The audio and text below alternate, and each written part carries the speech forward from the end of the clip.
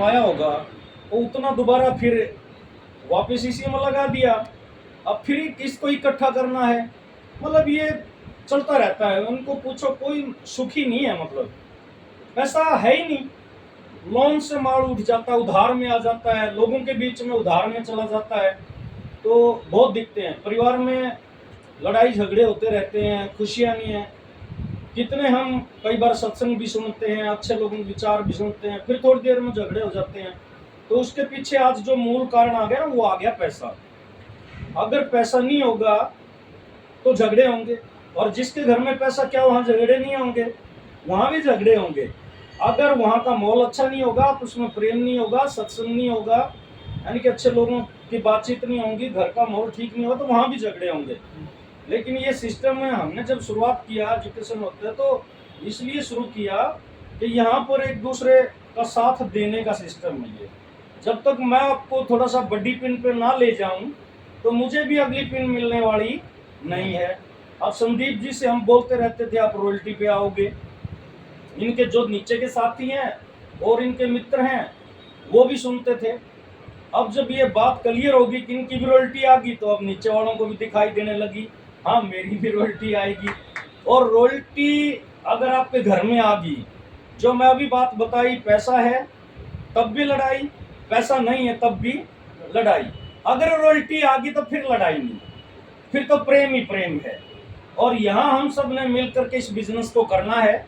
जब इस बिजनेस को हम ज्वाइन करते हैं तो इसमें कोई जाति नहीं भरी जाती, कोई धर्म नहीं भरा जाता, सीधा 18 साल की आयु देखी जाती है।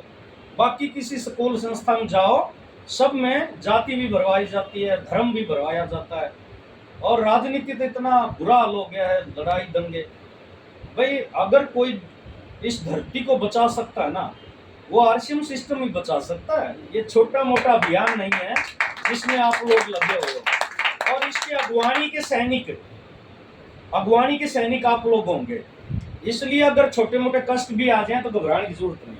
जैसे आज लगभग 50 लोगों को तो मैंने पर्सनल मैसेज डाला था कि आप जो है ना अपने 10-10 लोगों को लेकर के आइए, भले ही रिश्तेदार घर के बिठा ले आओ, गाड़ी में, बुग्गी में, जो भी साधन मिले।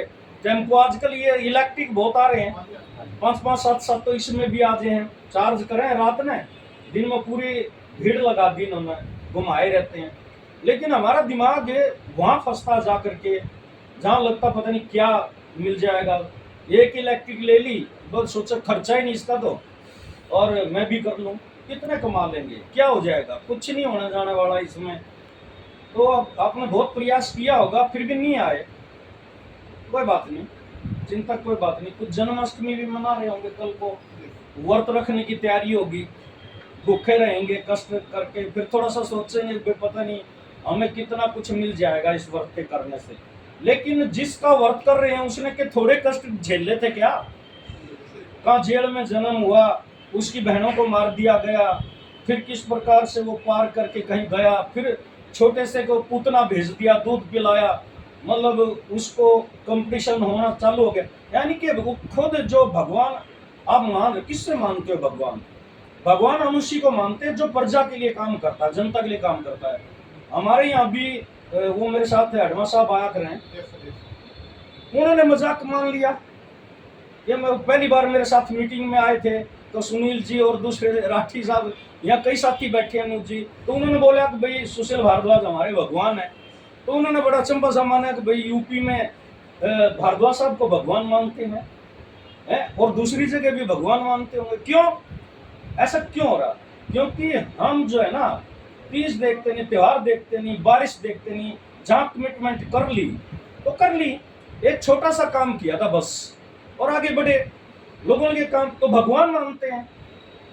आज यासीन अली जो अमर है, इनके बेटे अभी आपके अपलाइन में हैं, हमने मोटर बाइंडिंग का काम करते थे, जब ज्वाइन कराए थे भैया आप ये काम करो, मोटर बाइंडिंग करते रहिए, क्यों छोड़ रहे हो काम, पर ये भी करो। और उन्होंने किया। मैं स्टार रूबी हूँ तो वो रूबी लेवल पर गए बहुत मेहनत करके, और 2-2.5 लाख रुपए महीना उन्होंने कमाया। उनका बड़ा परिवार था, 3 बेटियां जॉब में हैं। अमर के नाम ये बिजनेस वो इस दुनिया में नहीं है। और गेम की तरफ से भी वो लड़कियां आगे आई, नहीं तो कल्पना नहीं। अब उस परिवार में जब जाते हैं ना, और हमने पूरा साथ दिया, चिंता करने की जरूरत नहीं, हम इस टीम को बढ़ाएंगे, हम आपके साथ खड़े हैं। यासीन जी तो नहीं आएंगे पर पूरी टीम खड़ी है। और 24 जून को हमने, जब उनका साल हो गया था पूरा, वो मनाया था। 1000 लोग थे गन्नौर में, और ये दिखा दिया था कि आरसीएम की कितनी बड़ी पावर है, कितना बड़ा परिवार हो जाता है। और यहाँ अपने छोटे छोटे परिवार हैं, बंट गए, कोई किसी का साथ नहीं देता, सब अलग अलग खड़े हैं। मरो तो कोई मरो, जियो तो कोई जियो, कोई मतलब नहीं।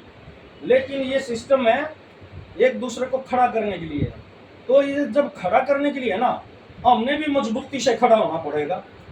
अब जब भगत सिंह, चंद्रशेखर आजाद या दूसरे लोग पहले गुलाम कैसे हुए, इससे पहले मैं ये बताता हूँ। वो लड़ने लगे, आलसी हो गए, काम नहीं करते थे। अंग्रेज यहाँ बिजनेस करने के लिए आए, देखा कि ये तो लड़ते रहते हैं, आपस में और लड़ा दिया और अपना कब्जा कर लिया। 200-250 साल यहाँ रहे। फिर हम लोग जाग गए सारे कि ये तो बड़ा फायदा उठा रहे हैं। कुछ नौजवानों ने बीड़ा उठाया, दोबारा से खड़े हो गए कि नहीं नहीं, इनको तो निकालने से काम चलेगा, ये हमारा पागल बना रहे हैं। कुर्बानियां देनी चालू कर दी। कुछ लोगों ने कहा कि ये अंग्रेज इतने पावरफुल हो गए हैं, ये मार देंगे। अरे गुलामी क्या मरने से कम है क्या? ये जो मरने जैसा है, जीते जी क्या करोगे तुम?